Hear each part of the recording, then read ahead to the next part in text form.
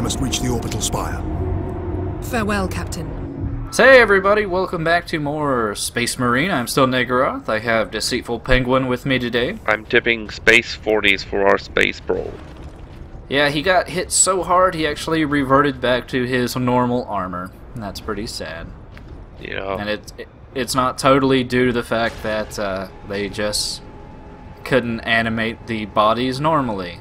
And they actually had to put in a separate graphic model for just the death pose. No, you see, they took off his other clothes and put him in his old clothes, so that when they pick him up to throw him on the ground, what the fuck they do to dead Marines, they'll, Well, normally they really have to protect the gene seed, but hey, audio log. Yay! Pick it up. Stench of aliens permeates this facility, but it is tolerable because it represents progress. I acquired specimens for experimentation. Orc, Tau, Eldar. Even a Tyranid Lictor, which nearly caused a revolt among my tech priest allies.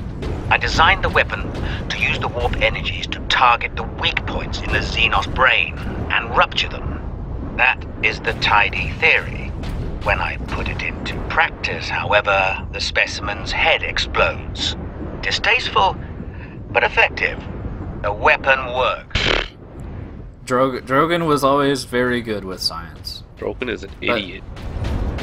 But yeah, outside of some very unnecessary name-dropping of alien races that would make absolutely no sense to, the casual player of this game, such as, Tau or Eldar or Tyranid.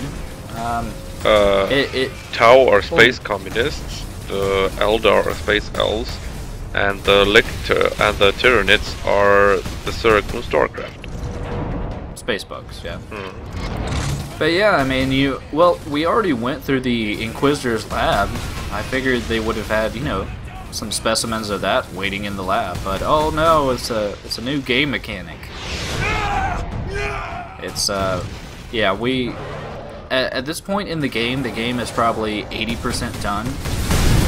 And this new game mechanic actually, I want to say it actually makes dealing with these renegade guardsmen a little bit easier, because really the bloodthirsters, or whatever they are, they're actually a bit easier to deal with than a constant barrage of laser fire coming at you. But I guess it's a cool mechanic to watch them clip into barriers. That's the warp. You see, power of the warp lets you ignore geometry. Yes, it lets you phase in and out of existence, especially when you are a large ninja and you sneak up on a... that was such a dumb cutscene. But yeah, I'm really also good at aiming. This guy is just, he's a hater. He hates being shot. Aiming your orange glowy thing on the pink glowing thing on the moving... whatever the hell that color is. It's magentas and ovaries and all types of different colors. But yeah, in the end, it can be kind of a sketchy strategy, but sometimes it's better just to rush in and try to get a better vantage point that way. Because really, the Chaos Sorcerers, their normal attacks aren't that great, and while the Chaos Marines can be kind of difficult to deal with their plasma cannons, especially when they hit you during the execution animations. As you saw there, I lost about 70% of my health, which I just gained back from executing him in the first place. They can actually be pretty dangerous, but thankfully, since their shots have to arc, they sometimes are not the best at hitting you. And also just cleaning up the last few Chaos Guardsmen, because I have to. Well, obviously you can't leave any of them alive. Yeah, because they'll be like the Tyranid Lictor, and they'll corrupt everything. The Lictors actually call in... I think they call in Hive fleets, which is why they were probably shitting their pants over it, because no one really wants a Splinter fleet in there. Preparing to assault the orbital spire. Yeah, I'm trying to remember. I know the Gene Stealers will really assimilate themselves into a culture. And watch this is great. Oh, they're dancing. I love that.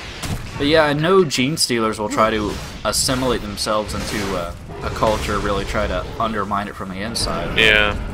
The only thing I remember about lictors is they just have long, like, pincer arms or something. They're like a military infiltrator or scout, while gene stealers are like social infiltrators.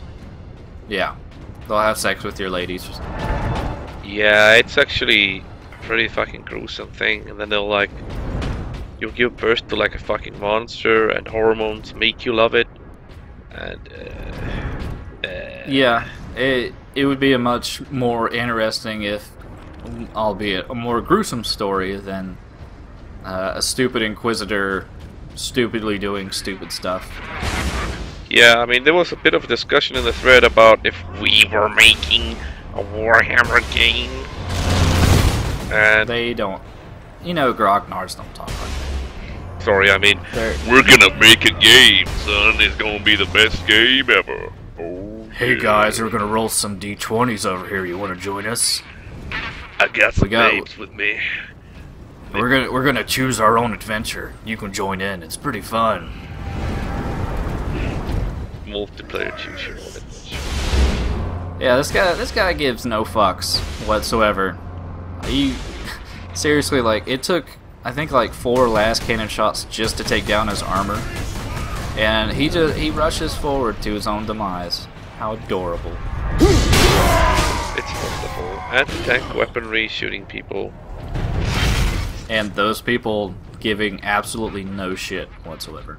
Well, I mean, when you're 400 years old, you've seen it all, you've done it all, you've eaten sausages made of orc, you've, gone to the toilet using plasma. It's, it's old news, everything. Plasma toilets sound pretty dangerous. Yep. But yeah, I don't know what happened with this particular Chaos Guardsman. He was trying to get away and he got locked into the warp, I guess. Yeah, he felt the warp overtaking him, the stupid part of the warp. The entire part of the warp. No, you see, because it's like with order and chaos. When you're so stupid, it wraps around into intelligence. Yeah, it's just like that whole, Buddhist philosophy. What comes around goes around 10 times over. But stupid. So stupid. Buddhism, I don't like a religion whose basic, fundamental thing is every man for himself. I mean... Benjamin, we have to leave Epsilon Center. The orcs are coming. I'm so sorry, Ben. I can't leave you the next breadcrumb because I don't have a plan anymore. We've lost your mother, and I'm so afraid we've lost you too. I have to keep Hannah safe. That means we can't stay in one place long. But I promise you, Benjamin, I will find you. I will never stop looking. Even if I get the consumption and die. Well, we were making jokes about child labor before recording, so your joke really won't make much sense. Just like the game. You were talking about how the guy was going to become like a 40k chimney sweep, and yeah, everything is so British and dirty and hopeless. It's just like it's reading a Charles Dickens novel. It's a Charles Dickens 40k epic. I can't. Wow, would that be awesome? Just like someone being pitiful and no action or anything, just people in 40k living horrible lives. I would enjoy reading a novel like that. I would not, because Charles Dickens is truly, truly overrated. I kinda liked him. I mean, I thought it was wonderful that the blonde, blue-eyed kid that, was the only good one was obviously of noble blood. Because, goodness lies in the blood. Yes, it does. And that's where AIDS comes into play. Yep. It's also why games with a lot of blood are better than games with little blood, because the blood makes it more noble. So, like this game where I guess it started out with a lot of blood, and now there's very little blood.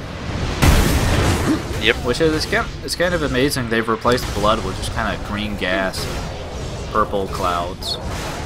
It's become a much more colorful clown game. It's like playing in Serious Sam in flower mode. I will say that is one of the older FPSs I've never actually touched. It's a good game. It's very old school, and you know, story makes no sense. It's not supposed to. The weapons are fun. There's shit loads of enemies. I guess that's kind of similar to here sometimes, or more like in the multiplayer thing. Like there's hundreds of enemies on screen and shit. There's no fancy AI. Everything just runs at you and shoots, tries to run you over. Yeah, I've seen a really awful LP of it from back in the day. On Google Video or yeah, it was. I don't know. I've heard good things about Serious Sam 3. How it kind of tries to keep up the same mentality as like the classic game. I heard that it kept the joke about being like a modern shooter too long, but other than that, that's only a negative thing I heard. Yeah. Perhaps someone someday will play it and tell me all about it. I'm mostly into co-op games now. I think you could probably be like a Serious Sam clone in that. I remember in Dead Rising 2 how they made no efforts to explain co-op at all in that. Yeah, you just don't explain it. You don't have to.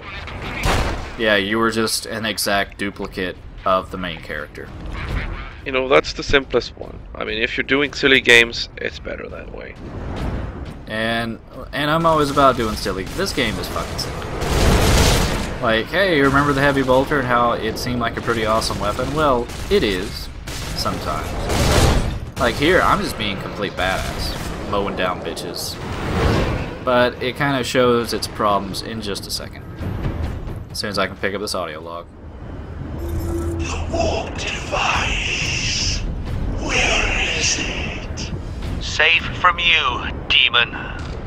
You will tell me after you're dead.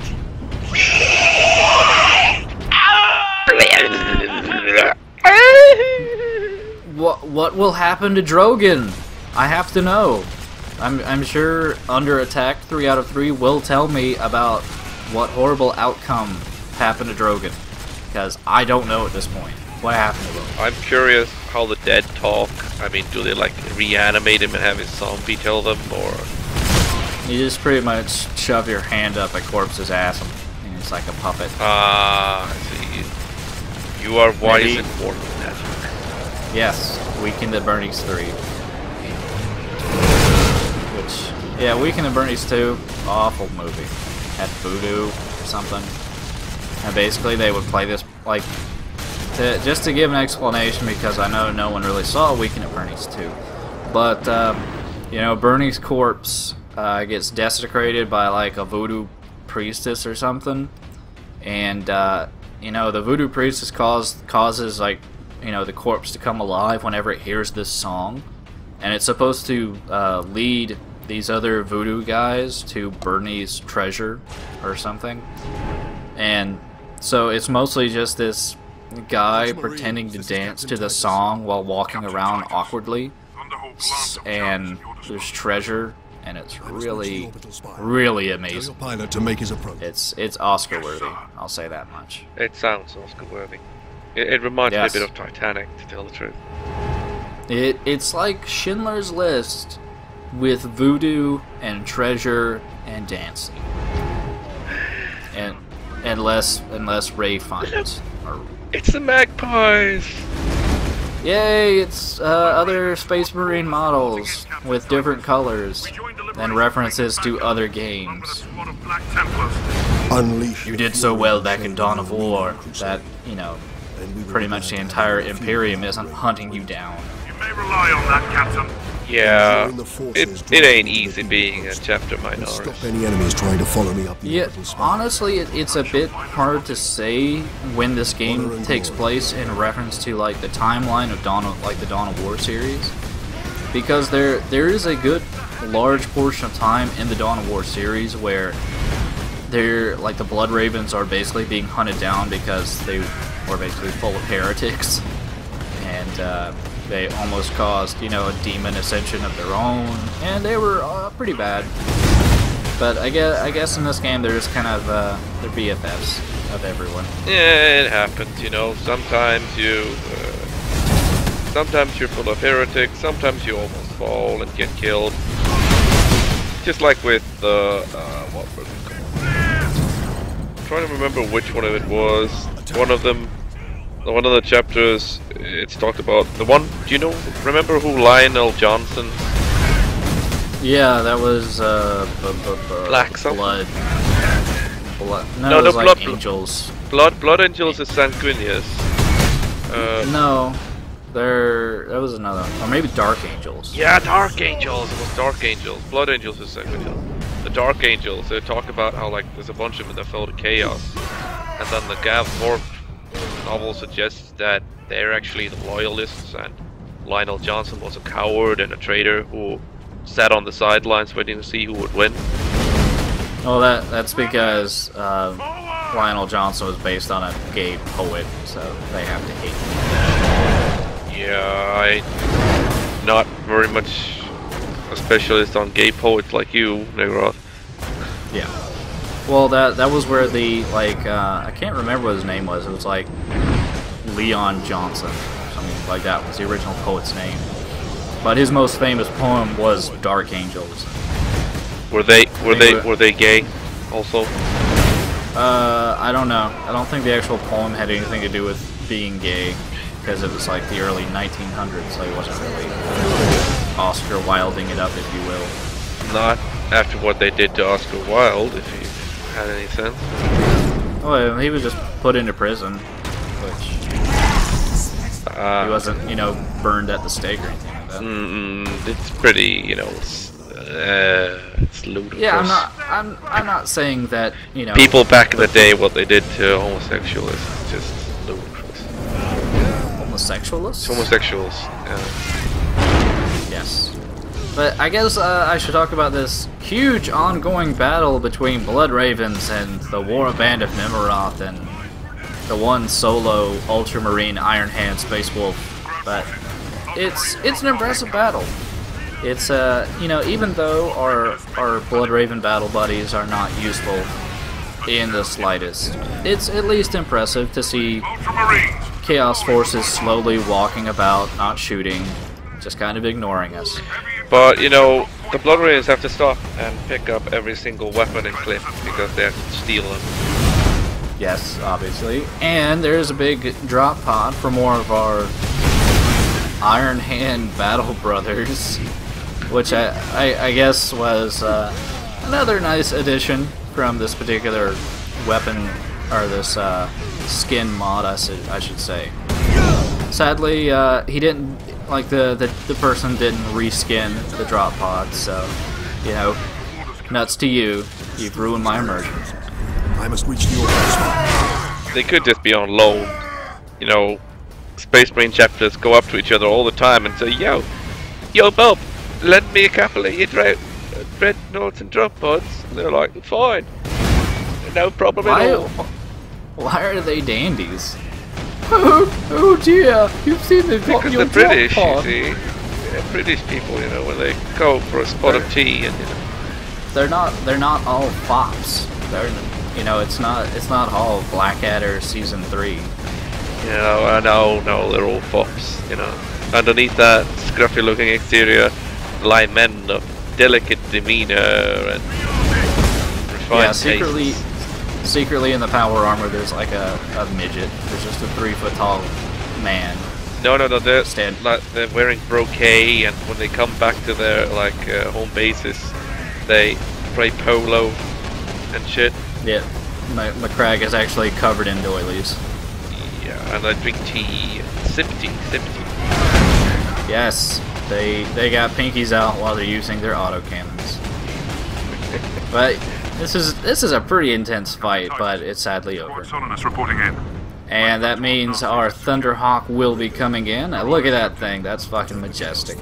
It's a wonderful flying box. And that will be taking up Titus to go solo the rest of the game. There's actually not that much left, but I want to thank Deceitful Penguin for joining me for this rousing bit of action. Oh yeah, man. Anytime. Yeah, and we'll see you next time for the final part of Space Marine. Laters.